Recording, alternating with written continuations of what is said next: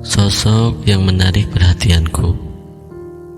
Tubuhnya tinggi dengan kulit sawo matang, serta potongan rambut dengan gaya cepak itu berhasil membuat bibirku tersenyum tipis. Kualihkan pandanganku ke toko yang berada di belakang dia duduk. Berjalan perlahan ke arah toko dengan pandangan fokus ke arahnya.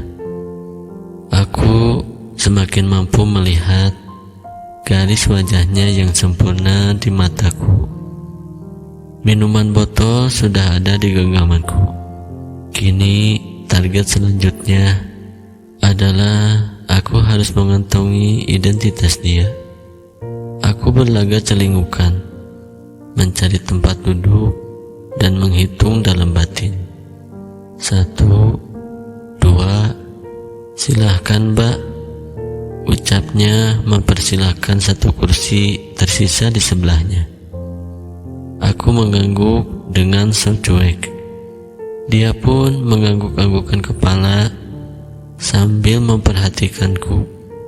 Masnya mau kemana ya? Tanyaku sambil menutup botol yang sedang aku genggam. Ke Malang, mbak. Oh, jawabku sengaja dengan cuek. Iya mbak, ke Malang. Kalau mbaknya mau kemana ya? Aku mau ke Malang mas. Dia pun lalu bertanya lagi. Loh, mbak sendirian ya? Aku menoleh, menatap wajahnya sambil tersenyum. Tadinya iya, tapi sekarang udah ada teman. Siapa? Kata si mas itu. Dan tampak dia sangat penasaran. Tidak berapa lama, bunyi bel pun berdering, yang menandakan bahwa kereta api akan segera diberangkatkan. Itu keretaku. Sambil menunggu suara peringatan itu selesai, aku membatin karena gagal mengetahui tentangnya. Duluannya mas, ucapku beranjak dari bangku. Hal tidak terduga pun terjadi. Ia menahan koperku. Tunggu, keretaku juga udah sampai. Aku terdesak oleh penumpang yang lain yang berlarian ke jalur kereta. Ia menahan bahuku sambil berkata, izin ya. Aku pun juga menahan tangannya untuk tetap ada di bahuku. Aku berhenti di gerbong 6 melepas tangannya. Sempat kubisikkan, ada Dinda. Ia tersenyum sambil melambaikan tangan. Aku hendak menaikkan koper di bagasi, namun tangan kekar tiba-tiba ikut membantuku mengangkatnya. Udah, duduk. Nanti aku lewat sini lagi, Adinda. Hatiku rasanya geli. Aku senyum mendengar perkataannya. Bagaimana bisa kedua sejoli ini tampak begitu akrab, padahal waktu hanya menemukannya dalam hitungan menit. Aku senang akhirnya bisa menariknya untuk dekat denganku, meskipun target utamaku mengantongi identitasnya. Aku duduk dengan nyaman menatap keluar jendela. Kereta mulai bergerak. Menutup mata berharap semoga keputusanku kali ini untuk pergi ke Malang adalah benar dan tidak berujung penyesalan. Aku meraih ponsel dari dalam tas ransel, lalu menyalakannya. Ternyata banyak sekali notif yang masuk. Satu yang menarik perhatian. Iqbal Bi meminta mengikuti aku. Iqbal. Aku tersenyum tipis namun cukup puas karena mengetahui namanya.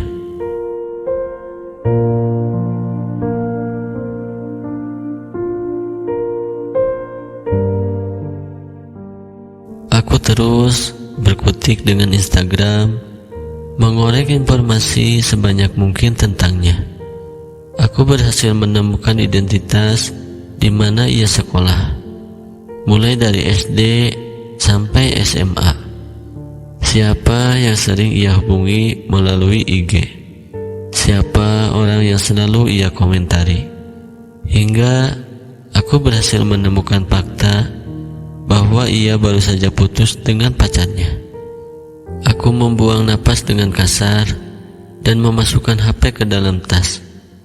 Entah kenapa, aku menjadi sebal sendiri dibuatnya. Aku menatap kosong keluar jendela. Kursi di sebelahku kosong, jadi cukup leluasa untuk menoleh kanan atau ke kiri.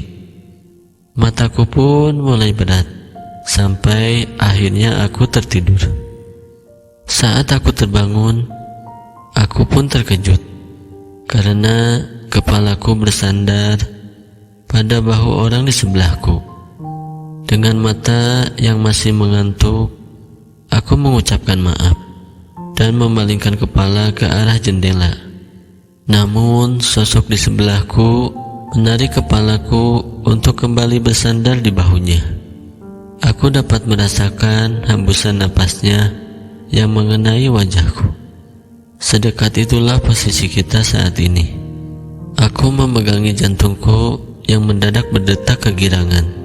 Kemudian terdengar suara keroncong dari perutku yang membuatnya terbangun. Aku menegakkan tubuhku dan membatin sial memalukan sekali ini. Kau udah bangun?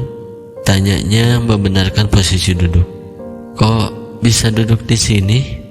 Tanyaku balik tanpa menatap wajahnya. Pertama, kalau bicara lihat lawan bicara. Kedua, kalau ditanya dijawab dulu. Jangan malah dijawab pertanyaan balik. Paham? Aku menatap wajahnya sambil membatin dengan dahi yang mengkerut. Dia malah tersenyum dan mengelus pucuk kepalaku. Aku tukar kursi sama orang yang duduk di sini, Dinda. Napasku seketika tercekat saat dia menambahkan kata Dinda di akhir kalimatnya. Penyebutannya sangat ramah sekali di telinga. Candu pula perlakuannya. Aku hanya membalasnya dengan deheman dan mengangguk paham. Iya, mau makan? Dia pun bertanya lagi. Enggak, jawabku dengan sedikit menyesal, karena sebenarnya cacing dalam perutku terus menggerutu meminta makan. Oke, ayo makan, ucapnya sambil menarik tanganku berjalan menuju gerbong makan. Ia memegang bahuku dan berjalan di belakang seperti kereta-keretaan. Satu porsi nasi goreng dan mie diantar ke meja kami ya. Mbak pelayannya pun mengangguk. Banyak obrolan yang kami bahas hingga makanan habis. Ia mentraktirku dengan harapan, katanya kelak, agar aku bisa mentraktirnya pula.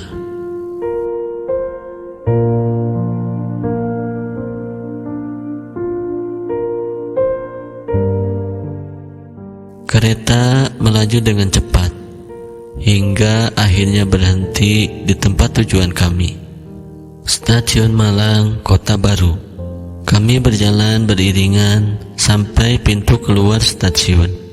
Aku memegang HP sambil sibuk mencari seseorang yang menjemputku, dan begitu pula dengannya.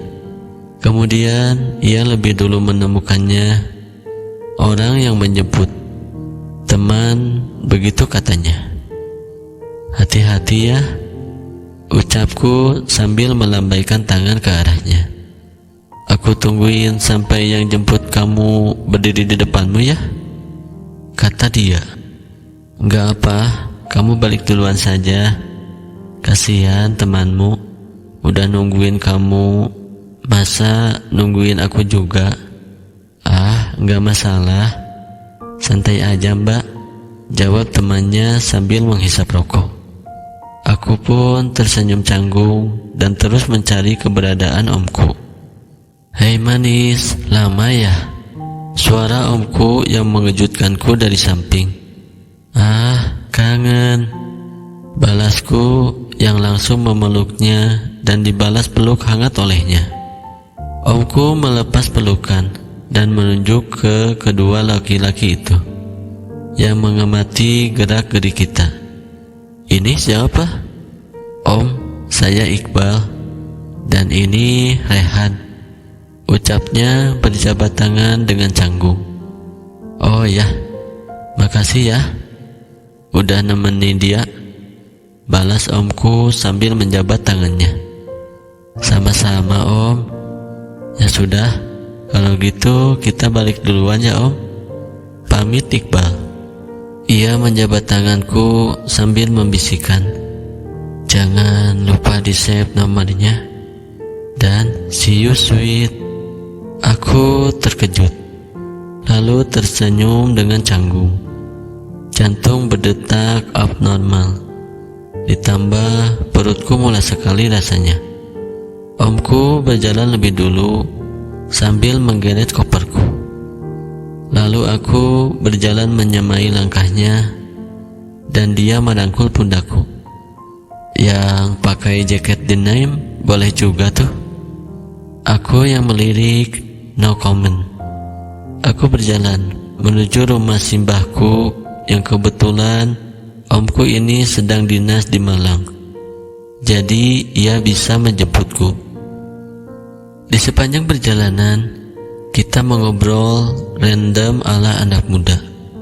Notif WA kemudian mengalihkan perhatianku. Dia kembali mengingatkanku untuk menge-save nomornya. Aku hanya menjawab, "Iya."